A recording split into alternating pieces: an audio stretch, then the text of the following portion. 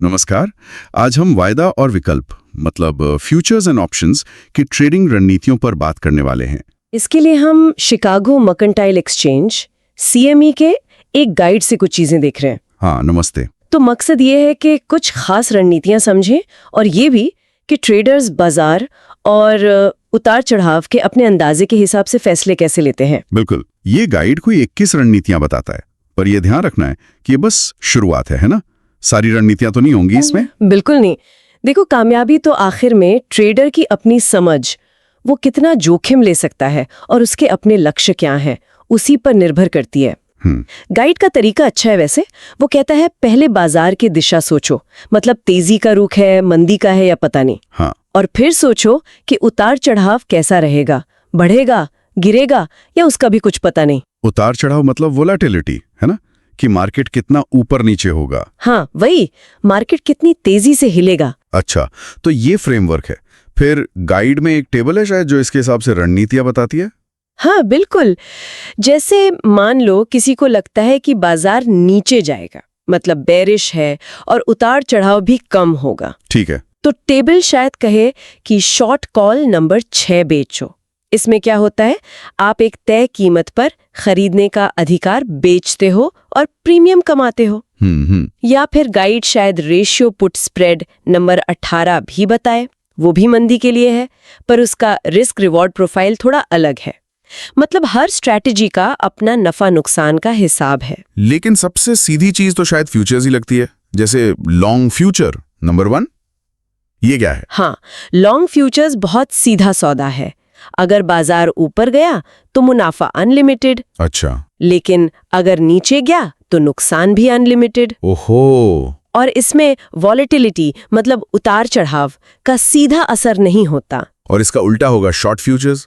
बिल्कुल, उसमें बाजार गिरने पर मुनाफा, लेकिन अगर बाजार ऊपर चला गया तो फिर नुकसान अनलिमिटेड। तो ये अनलिमिटेड नुकसान वाला जोखिम थोड़ा डरावना लगता है। इससे बचने के लिए गाइड क्या कहता है? ऑप्शंस। हाँ बिल्कुल।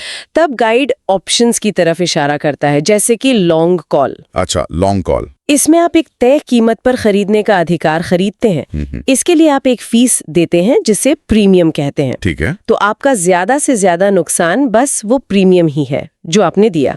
ओके, ये बेहतर लग रहा है। Limited loss. हाँ, लिमिटेड लॉस। लेकिन अगर बाजार आपकी उम्मीद के मुताबिक ऊपर भागा तो मुनाफा अनलिमिटेड हो सकता है। वाह, तो ये कब करते हैं लोग? ये तब अच्छा है जब आपको लगता है कि बाजार में बड़ी तेजी आने वाली है और उतार चढ़ाव भी बढ़ने वाला है। अच्छा, उतार चढ़ाव का भी रोल है इसमें। हाँ, लॉन्ग ऑप्शंस में वॉलेटिलिटी बढ़ने से फायदा होता है। और अगर किसी को प्रीमियम कमाना हो, मतलब वो बेचे ऑप्शन। हाँ, वो भी एक तरीका है, जैसे शॉर्ट पुट बेचना। Short put. इसमें आप प्रीमियम कमाते हैं क्योंकि आप किसी और को बेचने का अधिकार दे रहे हैं एक तय कीमत पर। लेकिन इसमें रिस्क है। अगर बाजार उस कीमत से नीचे गिर गया तो आपका नुकसान अनलिमिटेड हो सकता है। अरे बाप रे, फिर से अनलिमिटेड? हाँ, तो ये तब लोग करते हैं जब उन्हें लगता है कि बाजार गिरेगा नहीं, शायद साइडवेज रहेगा या थोड़ा ऊपर जाएगा और उतार चढ़ाव भी कम होगा। समझ गया। तो ये तो कुछ बेसिक रणनीतियां हुई, फ्यूचर्स और सीधे कॉल पुट खरीदना या बेचना। गाइड में और भी पेचीदा चीजें होंगी है ना, स्प्रेड्स वगैरह। हाँ बिल्कुल, गाइड में स्प्रेड्स का जिक्र है, जैसे बुल स्प्रेड या बेयर स्प्रेड। ये क्या करते हैं? इनका मकसद अक्सर होता है मुनाफे और नुकसान दोनों को एक दायरे में बांधना। Limited profit, limited loss. अच्छा, ये थोड़ा सुरक्षित लगता है। हाँ, सापेक्ष रूप से। फिर स्ट्रैडल और स्ट्रैंगल जैसी रणनीतियां हैं। स्ट्रैडल, स्ट्रैंगल, ये नाम तो सुने हैं। ये दिशा पर नहीं बल्कि उतार चढ़ाव पर दांव लगाती हैं।